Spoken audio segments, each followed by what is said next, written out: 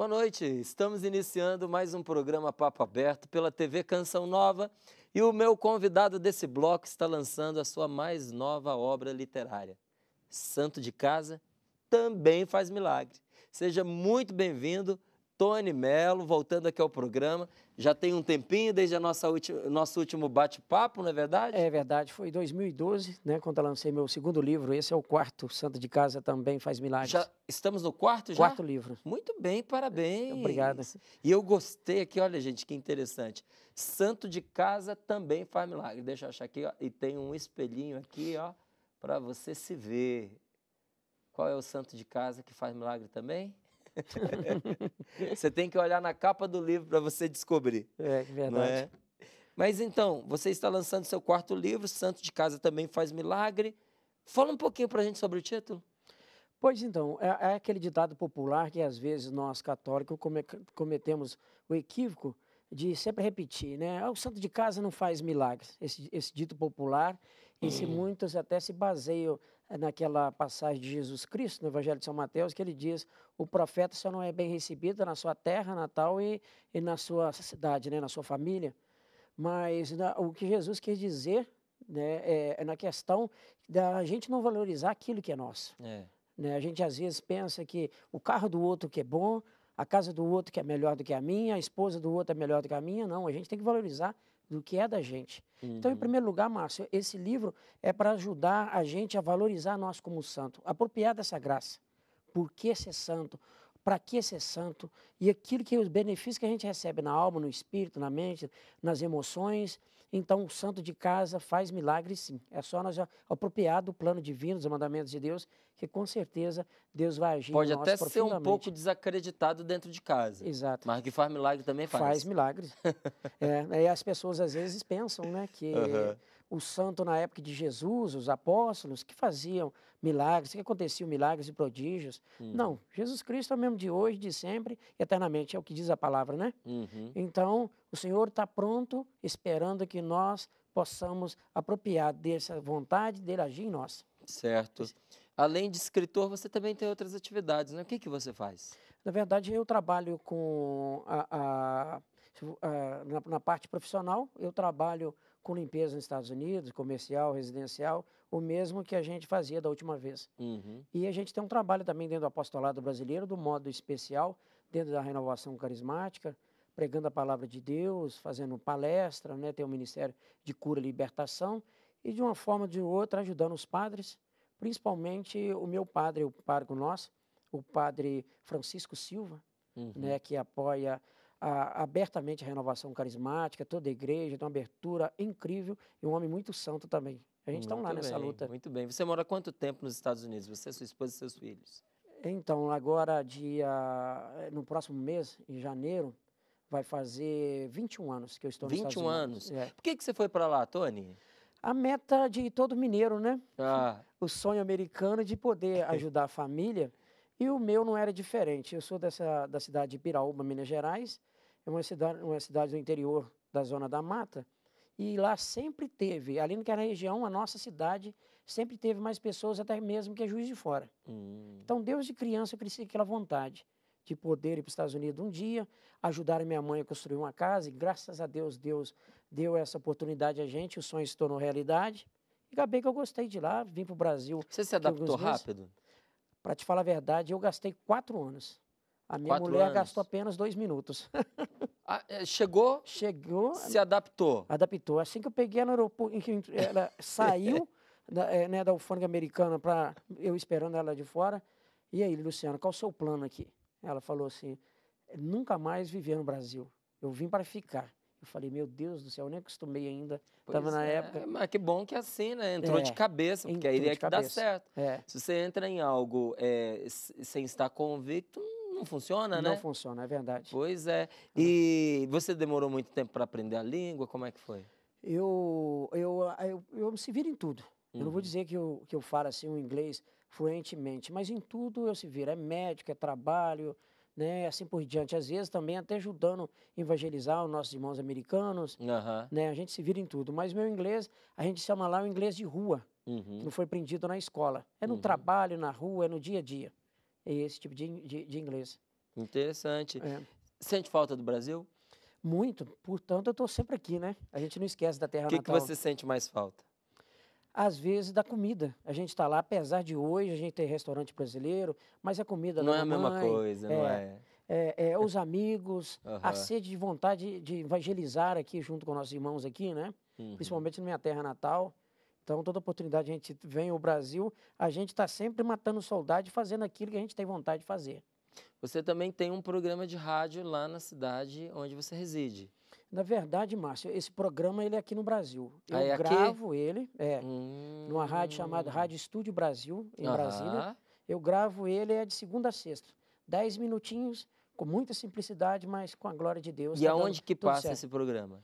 Esse é de uma rádio virtual Aham. que faz programas para ajudar as rádios virtuais, né? Uhum. E as pessoas entram ali, que tem rádio, cadastra e gosta do programa, aí leva aquele programa para sua O rádio bom é local. que não tem fronteira, né?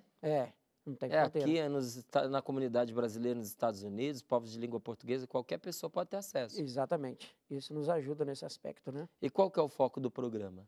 O foco do programa é falar da palavra de Deus. Por isso se chama Escute Deus pela Palavra. Falar da palavra, o porquê da palavra, a luz da palavra divina, sempre baseadas em temáticas e temas, tudo falando da palavra de Deus. Uhum. Essa é a nossa vontade, de levar essa palavra para nós, para praticarmos ela melhor, né? Tem uma sequência ou cada dia vai colhendo uma inspiração? Cada dia vai colhendo uma inspiração e às vezes por sequência.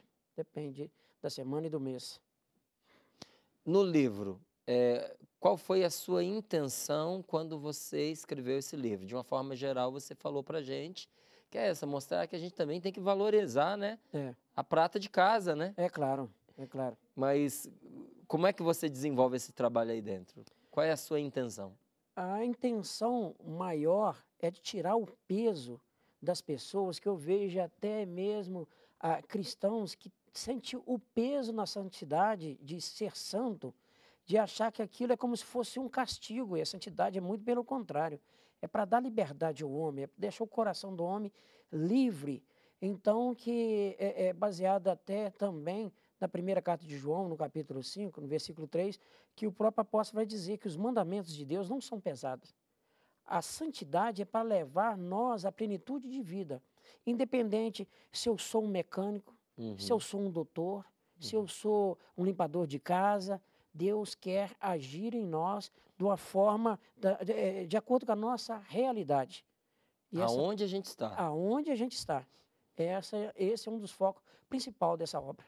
Agora, você é incansável, né? Porque você tem lá o seu trabalho, você está como escritor, você grava o seu programa de rádio, sei que você atua também no Ministério de Cura e Libertação em Boston, não é? Como é que é esse trabalho? Diante das minhas formações, eu converso com as pessoas também em particular, às vezes até mesmo no momento de cura e libertação, a gente fala com elas, gente, cuidado, para na igreja a gente fazer pouca coisa, porque senão a gente acaba não dar conta de tudo, ou a gente vai desanimar, faz tudo mal feito. Ou então desanima. Aí elas falam comigo assim, e você, Tony, você tem tanta coisa, como é que você me fala assim? Eu falei assim, não, Deus tira alguns no meio para que esteja uma responsabilidade a mais. Eu até brinco, Márcio, na questão de o apóstolo São Paulo fala, se queres ter dons espirituais, pede a Deus que Ele dá abundância para a edificação da igreja. Até eu falo com meus irmãos de caminhada, falo com o padre Francisco Silva lá, o padre Eduardo, que sempre também acompanha eu no trabalho dos livros, falo, não peço dom a Deus mais, porque eu fui pedir, cair nessa de São Paulo. Ele deu, né? Ele deu em abundância. Agora, basta. Mas eu acho que tudo no amor funciona. Principalmente quando você tem uma família que ajuda a te sustentar junto com o Espírito Santo, a comunidade, né? Com a igreja. Então, a minha esposa apoia a minha caminhada. Também, ela pegou eu antes da conversão. Então, com certeza, ela prefere esse Tony de hoje, né? E depois tem outra coisa, Tony. O que é demais para um, às vezes não é para o outro. Não é? Você pega aí uma criança e você pega um servente de pedreiro. O que para um é muito, para o outro é pouco. Exato. Não é? Um menino vai comer um pouquinho, o servente de pedreiro vai comer um pratinho caprichado, porque ele precisa de toda aquela energia para o trabalho que ele vai fazer. Não é? E a gente percebe também nos trabalhos ligados à igreja que demais é quando a pessoa pega um serviço além do que ela é capaz de realizar, que esgota o tempo dela, esgota as forças dela, ela não consegue se organizar, ela acaba fazendo mal feito ou desanimando. Se você consegue um, você faz um. Se consegue dois, você faz dois. Consegue três, você faz três. Mas se você consegue três, não vá para o quarto. Não é É verdade? verdade. Porque senão você acaba não realizando bem o trabalho que Deus te pede. Esse de cura e libertação, como é que é feito o atendimento? O atendimento nosso, primeiro, né, nós passamos uma grande formação junto com o pessoal da Renovação Carismática lá nos Estados Unidos, um modo especial. A Ana Dantas, na época, era coordenadora nossa. Até também nós fomos formados pelo Frei Elias, Padre Rufus, Uhum. né? E a gente fazia um trabalho, cada comunidade com a sua realidade. A nossa realidade lá, lamentavelmente, nós, dentro da comunidade Alsto, só tem dois, no qual são eu e a Dilma, que tem esse ministério. O resto acabaram desanimando. Uhum. Mas graças a Deus também estão servindo dentro da igreja, dando fruto em outras áreas. E Mas desanimaram nesse nesse ministério. ministério, Tá. né? Porque é um ministério que você precisa É de muito doar muito, é exigente. muito exigente. Não porque ele também faz pouco, mas é a questão de chamado. Vai estar naquela peneira, é aquele que realmente é para aquele tal chamado e vai ficando, né? Então a gente atende lá aos sábados de manhãs, né? A gente procura ao máximo não divulgar o ministério. Inclusive, todas as terças no grupo de oração, a gente não fala, nós deixamos que as pessoas que vão lá e vê que realmente Deus tocou nelas e elas conseguiram benefício junto à graça de Deus, elas mesmas divulgam. Então a gente trabalha no anonimato, no Caladinho. silêncio, caladinho, para que a honra seja para Deus e as coisas de Deus fluir. Isso é maravilhoso. Como é que é realizada a pastoral para os brasileiros nos Estados Unidos? Porque em grande parte é isso, não é? É a comunidade de brasileiros ou de povos de língua portuguesa que vocês conseguem realizar uma atuação maior. E precisa dessa pastoral, viu, gente? Porque quando você está fora do seu país, pode parecer que não, mas é um golpe muito grande na mudança de vida para a pessoa. E muita gente padece com a solidão, porque Tony estava aqui falando, sente a falta da comida, sente falta dos amigos, sente falta da maneira como o sol brilha do lado de cá, não é? São coisas que parecem assim pequenas, mas elas têm um grande peso para a gente, principalmente quando a gente fica um longo tempo sem. Então, esse trabalho que a igreja realiza de uma pastoral junto ao estrangeiro, no nosso caso, os brasileiros, ela é indispensável. Como é que ela se organiza lá nos Estados Unidos? Olha, nós temos o apostolado brasileiro, que é formado com duas irmãs de caridade, né? Duas religiosas, do modo especial, uma que estava em Deus do início, que é a irmã Elisete, aqui do sul do país, e dos padres, junto com as pessoas que formam um núcleo que coloca esse apostolado brasileiro trabalhando da realidade dentro de cada comunidade, de uma forma especial com os brasileiros, e ali tem pastoral do dízimo, tem pastoral da família, pastoral de eventos, assim por diante, o movimento da renovação carismática. Então, os padres cobram muito e eles têm reuniões quais semanais para ver como ficou o resultado, o que a gente podemos fazer de melhor. Então, cada comunidade, dependendo do afinco dessa comunidade, tais comunidades, faz esse trabalho junto ao povo, né? Testemunhando, chamando as pessoas para a Santa Missa e, mais do que isso, ajudando ela nesse tipo de coisa. Por exemplo, o nosso estado lá de Massachusetts é um estado muito frio, você sabe disso. Às vezes, a gente chega ao extremo lá de 20 graus abaixo de zero. É muito claro que frio. não é durante o inverno todo, mas chegamos. E esse clima, a gente sabe que para muitas pessoas, ou se não até para todos, é um pouco depressivo. A depressão lá, às vezes, é normal em nosso meio. Então, a gente faz esse trabalho também de ir às casas, de uma forma, às vezes, organizadas ou desorganizadas, assim, no bom sentido. Opa, a igreja não pode ir lá agora, mas eu vou lá sozinho resolver isso. O meu padre está apertado nesse momento, hoje é dia dele visitar a cadeia, hoje é dia de confissão, mas eu sei que o Márcio está lá passando mal, eu vou lá na casa dele. Então, a gente está sempre de uma forma ou do outro fazendo esse tipo de trabalho, né? E encontros da renovação carismática, outro movimento, pastorais da igreja, isso tem o ano todo, né?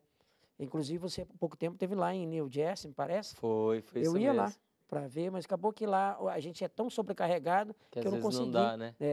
me organizar para ir lá. Mas foi fantástico com a comunidade de Foi gente língua lá da nossa comunidade. portuguesa, não é? Estavam ali brasileiros e portugueses em New Jersey. Foi muito bom. Um abraço para todo esse pessoal maravilhoso, Paróquia Nossa Senhora Aparecida, se eu não me engano. Eu acho que sim. Não é? Paróquia Nossa Senhora Aparecida, foi muito bem recebido. Então, um grande beijo e um abraço. Porque acompanham lá também, viu? Estão sempre ligadinho na Canção Nova, né? Acompanho. Vira e mexe, a gente está recebendo um recado dos Estados Unidos. Ô, Tony, uma das preocupações do brasileiro em relação aos Estados Unidos é a questão do terrorismo, até por causa que os próprios Estados Unidos têm grande preocupação nessa matéria, não é? Sem E dúvida. manifesta isso. Você já viveu alguma situação ligada a essa realidade nos Estados Unidos? Eu já vivi a situação, naquela de 2001, Uhum. eu morava perto de uns principais terroristas. Não, eu morava perto, não. O outro caso que foi perto da minha casa. Eu limpava uma casa de uma americana que ficava do lado da casa desse terrorista. Né, o Nossa. avião que ele se fez de homem-bomba, Aham. né, que caiu nas Torres Gêmeas em Nova York. E o outro, desse agora da Maratona de Boston, ele foi pego não no meu bairro, mas praticamente quase dentro do meu bairro. Fica 2 minutos, 3 minutos da minha casa. Uhum. Então, são situações assim. E a gente vê que coisa extrema. No caso desse último agora, que foi preso, juntou 9.000 policiais na operação. Nossa, Então, é imagina. muita gente. Né? Carro não podia sair. Então, a gente vendo ali aquilo a todo momento. Aqueles policiais. E como é que a sua família convive com essa realidade? A gente leva, Márcio, confiando em Deus, né? Sabendo que é um país que toma suas precauções e, ao mesmo tempo, a gente busca em Deus e viver tranquilo. Até porque, né, como diz a palavra, a gente está exposta à morte a todo tempo. Então, a gente... De um jeito ou de outro, né? De um jeito ou de outro. A gente tem que viver como a morte não existisse e, ao mesmo tempo, se preparar para ela. E viver tranquilo, livre no Espírito Santo. É isso mesmo. Pelo menos é assim que a gente trabalha lá dentro de casa, com nossos filhos e a família toda. Parabéns, viu? Obrigado. O que é ser santo para você, Tony? Ser santo, para mim, é aquilo que eu sempre penso e falo com as pessoas, é compromisso, é afinco, é ter um exercício diário. Até porque dar o sim a Deus, tem gente que pensa que é difícil. Fala assim, dar a Deus o sim é tão difícil, é a coisa mais simples que tem. O difícil é permanecer. Esta é a visão que eu tenho da santidade. Então, na hora do chamado, até no momento que você foi tocado, naquele sentimento que não é só emoção, né? Mas que você foi comovido, não é difícil. O problema é ser fiel, se manter perseverante, é isso? É isso. Então, a primeira conversão, talvez gaste um tempo, eu aceitar o plano de Deus. Mas depois que eu falo, opa, fui tocado, o caminho é esse, eu quero ser de Deus. Talvez é mais fácil do que permanecer. Então, é um exercício diário. Qual o meu compromisso com Deus? As pessoas, às vezes, a gente trocando ideia, Tony, o que você faz para estar esses anos todos no caminho de Deus e não se afastar? Fala, meu irmão, eu tenho um compromisso comigo mesmo, de meditar a palavra todos os dias da minha vida. Graças a Deus eu tenho feito isso há mais de 10 anos.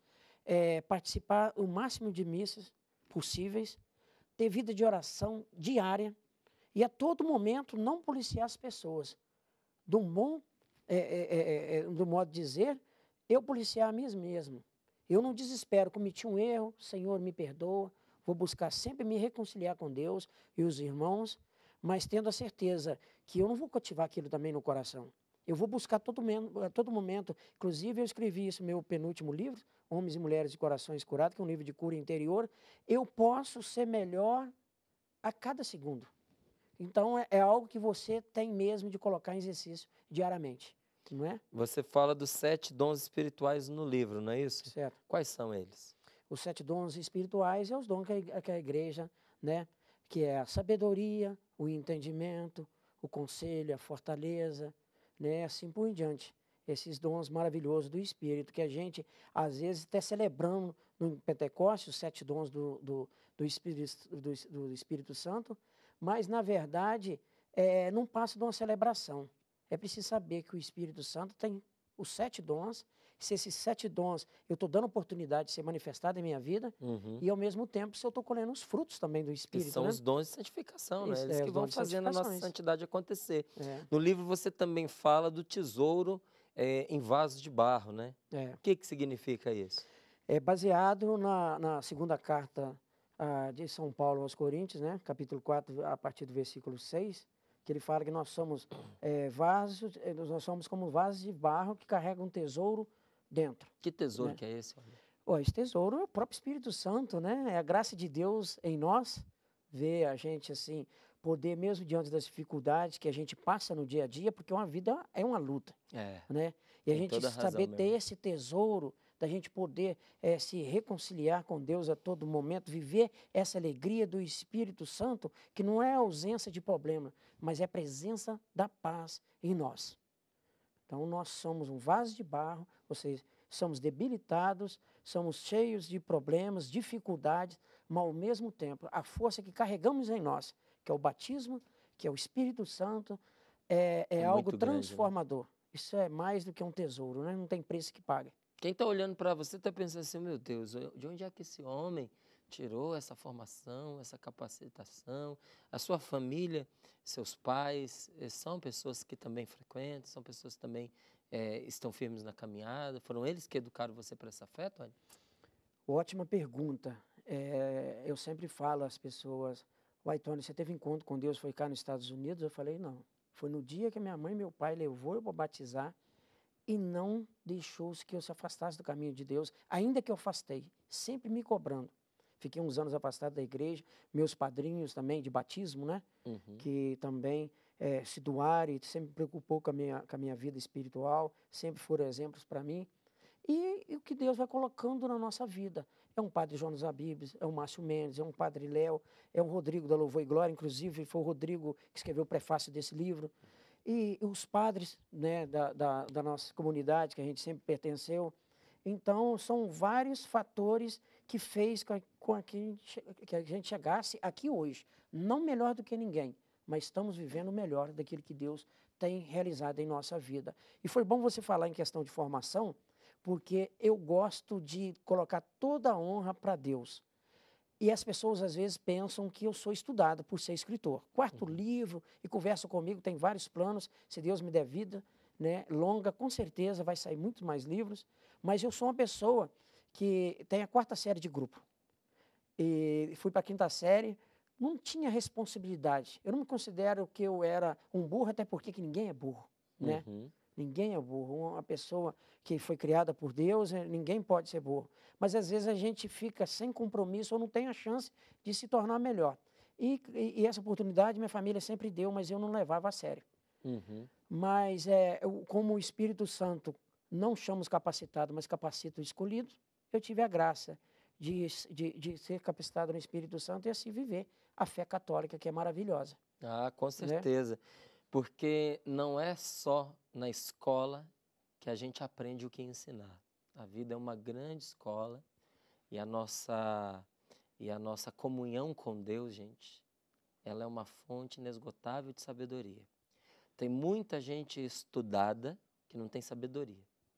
E aí vive a vida sem gosto, vive a vida triste, vive a vida sem rumo, muitas vezes até pensando em acabar com a própria vida, porque conteúdo, conhecimento, escolaridade é uma coisa, sabedoria é outra, não é?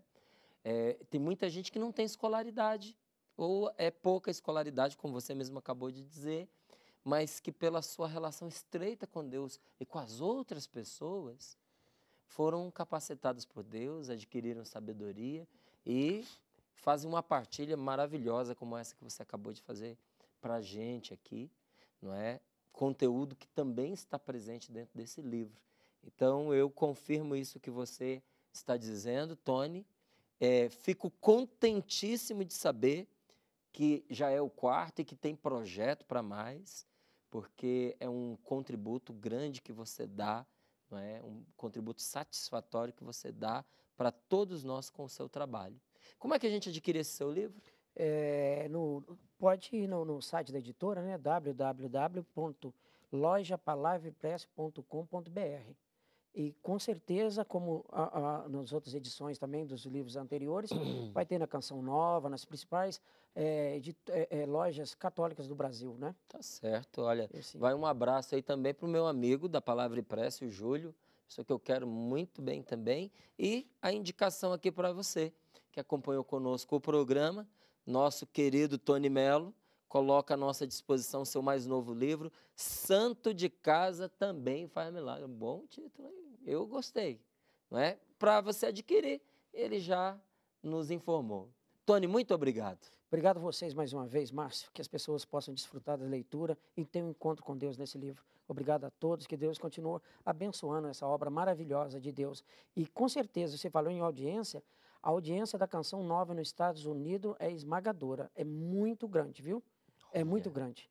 E que Deus continua abençoando esse trabalho que brotou do coração do Padre Jonas Abib. E a gente está lá em oração por vocês. Obrigado mais uma vez. Amém. Assim seja. Volte sempre. Obrigado. Nós vamos para um breve intervalo e você, por favor, continue conosco. Nós voltamos já já.